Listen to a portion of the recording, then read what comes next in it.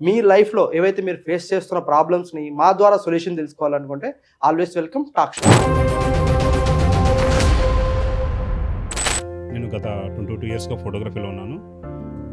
నేను ఫోటోగ్రఫీలోకి రావడానికి కారణం ఫోటోగ్రఫీలో ఎలా ఫుటేజ్ తీయాలి, ఎలా స్టిల్స్ తీయాలి అనేది దానికి ట్రైనర్ అవసరం లేదు. ఒక ఫంక్షన్ బేస్ చేసుకొని ఎన్నో బిజినెస్లు జరుగుతాయి. దాంట్లో మేజర్ ఫోటోగ్రఫీ ఉంటుంది. ఫోటోగ్రఫీ లేని ఫంక్షనే ఉండదు. Yes. ఖచ్చితంగా ఫొటోస్ ఉండాలి, ఎందుకంటే మెమరీస్ కాబట్టి. ఫుడ్ సరిగా ఉందా లేదా అనేది ఆ ఒక్క పూటకే చూస్తారు. ఫోటోగ్రఫీ లేదంటే అరే ఇతను ఫోటోగ్రఫీ పెట్టుకోలేదు, ఇతను ఎందుకు పిసినారేమో అనే విధంగా మన చుట్టుపక్కల వాళ్ళు కూడా అనుకుంటారనే విధంగా ఆ ఏ ద్వారా మీకు ఏమన్నా ఆపర్చునిటీస్ మిస్ అయ్యే అవకాశం ఉందంటారు? ఫోటో తీసిన తర్వాత నెగిటివ్ వచ్చే వరకు మాకు ఒక భయం. మహా అంటే ఒక 2-3 రీల్స్ ఫోటో తీసుకునేవారు. ఇప్పుడు ఒక పెళ్ళి అంటే మేము మహా అంటే 10,000 ఫోటోలు తీస్తున్నాం. మ్యారేజ్లో పెళ్లి కొడుకు తాలిబొట్టు పెళ్లి కూతురు మెల్ల కడతా ఉంటే క్యాప్చర్ చేయాల్సింది ఫస్ట్ ఫోటోగ్రఫీలో మీరు.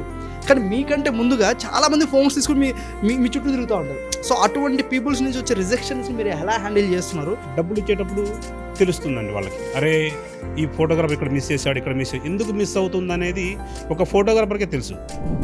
ఏదైతే యూనివర్సిటీలో వాళ్ళు ఏం చేస్తున్నారు, ఇయర్లీ వైజ్ టైం తీసుకుంటున్నారు.